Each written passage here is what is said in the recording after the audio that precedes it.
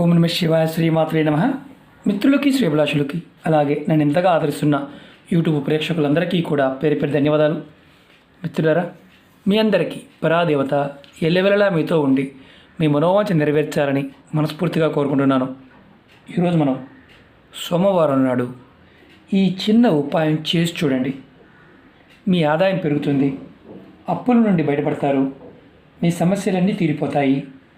కుటుంబ సభ్యులు ఒకరి తర్వాత ఒకరు ఏదో ఒక అనారోగ్య సమస్యతో ఇబ్బంది పడుతూ ఉంటే ఖచ్చితంగా ఈ ఉపాయం చేయండి. అలాగే మీ ఆదాయం కంటే ఖర్చు అధికంగా మీకు అవుతుంది. అలా ఉన్నవారు కూడా ఈ ఉపాయం చేయడం వల్ల మీ ఖర్చులు తగ్గి ధనరాబడి పెరుగుతుంది. ప్రతి చిన్న విషయానికి కుటుంబ సభ్యుల మధ్య అధికంగా గొడవలు జరుగుతూ ఉన్నా సరే మీరు ఈ ఉపాయం చేయండి. గొడవలు తగ్గి ప్రశాంతమైన వాతావరణం ఏర్పడుతుంది. అలాగే ఉద్యోగం, వృత్తి, వ్యాపారాలలో అంటే మీరు ఏది చేస్తున్నా సరే, అది ఉద్యోగం కావచ్చు, వ్యాపారం కావచ్చు, ఏదైనా సరే వాటిల్లో సమస్యలు, తోటి వర్కర్లతో ఇబ్బందులు, కావాలని కొంతమంది మిమ్మల్ని ఇబ్బంది పెడుతూ ఉన్నా సరే ఈ ఉపాయం చేయడం వల్ల వాటి నుండి కూడా బయటపడతారు. ఈ ఉపాయం ఆడవారైనా మగవారైనా చేయవచ్చు. ఆడవారు నెలసరి సమయంలో చేయకూడదు. అలాగే ఎవరికైనా మైలు ఉంటే, అంటే చనిపోయి ఉన్నవారు ఎవరైనా ఉన్నారనుకోండి, అంటే వారి పెద్ద కర్మ అవ్వకుండా చేయవద్దు. అలాగే మైలు ఉండి ఆ మైలు పూర్తి అయ్యే వరకు, అంటే మీకు కొంతమందికి 21 రోజులు ఉంటుంది, కొంతమందికి 15 రోజులు ఉంటుంది. ఇలా మైలు ఉన్న సందర్భంలో ఆ కుటుంబం మాత్రం చేయవద్దు, తర్వాత మీరు చేసుకోవచ్చు. అలాగే ఆహార నియమావళి పాయింట్ ఆఫ్ వ్యూలో ఎటువంటి ఆహార నియమావళి లేదు. ఎటువంటి ఆహారాన్ని ఆ రోజు తీసుకోవచ్చు. స్నానానికి సంబంధించి కూడా ఎటువంటి నియమావళి లేదు. అంటే స్నానం చేయాలి, తల స్నానం చేయాల్సిన రూల్ ఏమీ లేదు. అలాగే ఈ ఉపాయాన్ని ఎప్పుడు చేయాలి, ఎలా చేయాలి చెప్తాను. ఈ ఉపాయానికి కావాల్సిన పదార్థం బిల్వ ఆకులు, అంటే మారేడు దళం. మనం శివార్చనకు వాడుతూ ఉంటాం, ఆరోగ్యపరంగా వాడుతూ ఉంటాం. అంతకుముందు వీడియోలో కూడా మనం చాలా వీడియోల్లో మనం చెప్పుకున్నాం. మీకు నేను 2 చూపిస్తున్నాను. అంటే అనుమానం ఉంటుందని, ఇంత పెద్ద ఆకు ఉంది ఏంటండి బాబు, దీన్ని బిల్వదళం అంటారా అని అడిగేవారు కూడా ఉంటారు. ఇది బలంగా ఉన్న ఆకు, ఇది కొంచెం బలం తక్కువగా ఉన్న ఆకు. మీరు బిల్వదళాల్లో రకరకాలు ఉంటాయి. ఏకబిల్వం ఉంటుంది, ఇలా ఉంటుంది, అలాగే 5 దళాలు ఉంటుంది, 9 దళాలు ఉంటుంది, ఇలా రకరకాల బిల్వదళాలు ఉంటాయి. ఏ బిల్వదళాన్నైనా వాడవచ్చు. ఈ ఉపాయానికి మనం రెగ్యులర్గా వాడేది శివార్చన కోసం ఇలా 3 ఆకులు ఉన్న దళాన్ని వాడుతూ ఉంటాం కాబట్టి మీకు అందుబాటులో ఎక్కువగా ఇదే ఉంటుంది కాబట్టి దీన్ని వాడండి. ఈ ఉపాయానికి 5 ఆకులు కావాలి. అలాగే చందనం, ఎర్ర చందనం, దీన్ని రక్త చందనం అంటాం. ఇది పూజా వస్తువుల షాపుల్లో దొరుకుతుంది, పౌడర్ ఇలా ఉంటుంది. మనం ఈ ఉపాయానికి కావాల్సిన ఈ 2 పదార్థాలు. ఇది సోమవారం ఉదయం 5 నుండి మధ్యాహ్నం 1 గంటలోపు చేయవచ్చు. అలాగే సాయంత్రం 5 నుండి రాత్రి 9 లోపు ఎప్పుడైనా చేయవచ్చు. ఈ ఉపాయం చేసే ముందు ఖచ్చితంగా స్నానం చేసిన తర్వాత మాత్రమే చేయాలి. స్నానం చేయకుండా ఉపాయం చేయకూడదు, అది గుర్తుంచుకోండి. అలాగే ఈ ఉపాయాన్ని మీరు మీ పూజా గదిలో చేయాలి. మాకు పూజా గదిలో వీలు కాదు అనుకునేవారు శివాలయంలో చేయాలి. ఎక్కడైనా సరే శివలింగం ఉన్న దగ్గర చేయాలి, ఇది గుర్తుంచుకోండి. అలాగే మీరు ముందుగా ఎర్రచందనం రెడీ చేసుకోండి. ఎర్రచందనం మా దగ్గర లేదండి వేరే వాడవచ్చా అని వాడకూడదు, ఎర్రచందనమే వాడాలి. ఎర్రచందనం పౌడర్ మాత్రమే వాడాలి, అది గుర్తుంచుకోండి. ఒకవేళ మీకు ఎర్రచందనం అందుబాటులో లేదు, మారేడాకు అందుబాటులో లేదు, చేయమాకండి, ఉపాయం చేయమాకండి. అందుబాటులో ఉంటేనే ప్రయత్నించేయండి. ముందుగా మీరు ఏం చేస్తారంటే ఇలా చందనాన్ని రెడీ చేసుకోండి. తర్వాత ఎలా చేయాలి, ఏ విధంగా చేయాలి చెప్తాను. స్కిప్ చేయకుండా పూర్తిగా చోట ప్రయత్నించేయండి. చెప్పిన విధంగా చేయండి. విశేషమైన శక్తి ఉంది. మీ ఆదాయం పెరుగుతుంది, సమస్య నుంచి బయటపడతారు, డబ్బు రాబడి పెరుగుతుంది, అప్పుల నుండి బయటపడతారు. ఖచ్చితంగా 100% గ్యారంటీ. ఎందుకంటే ఈ ఉపాయం అంత శక్తివంతమైంది. ఇది మనం అంతకుముందు మారేడు దళం గురించి, బిల్వపత్రం గురించి చాలా ఉపాయాలు చెప్పుకున్నాం. లక్ష్మీ శక్తి కలిగి ఉన్న చెట్టు మారేడు చెట్టు. చాలామంది అడుగుతూ ఉంటారు, గురువుగారు మారేడు చెట్టు ఇంట్లో పెంచుకోవచ్చా? నిర్భయంగా కుండీలో పెంచుకోవచ్చు. నిత్యము చక్కగా నీరు పోసి ఆరాధన చేసి, దీపారాధన చేసి మనం అమ్మవారిని ఆరాధిస్తూ ఉంటే ఇంట్లో ధనం, జాతకం ఎలా ఉన్నా సరే ధనం నిలబడి తీరుతుంది.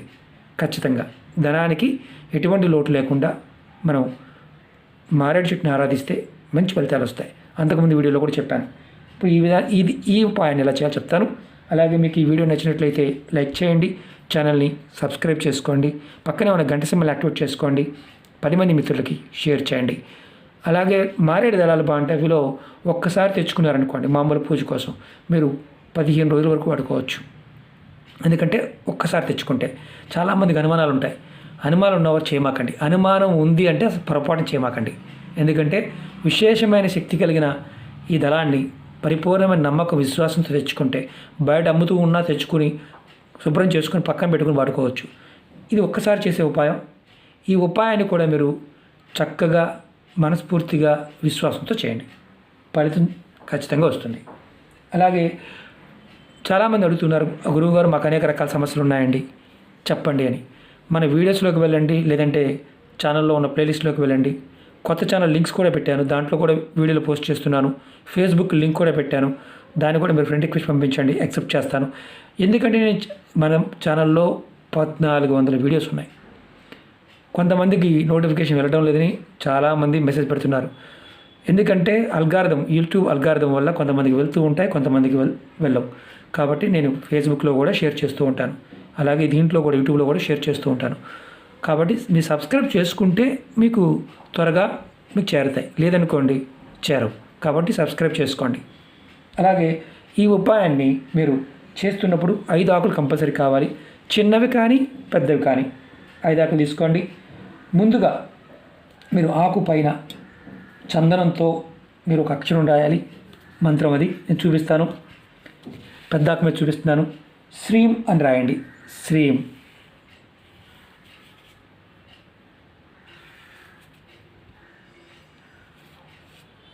మీరు ఎలాగైనా రాయొచ్చు, అడ్డంగా అయినా రాయవచ్చు, నిలువుగా రాయవచ్చు.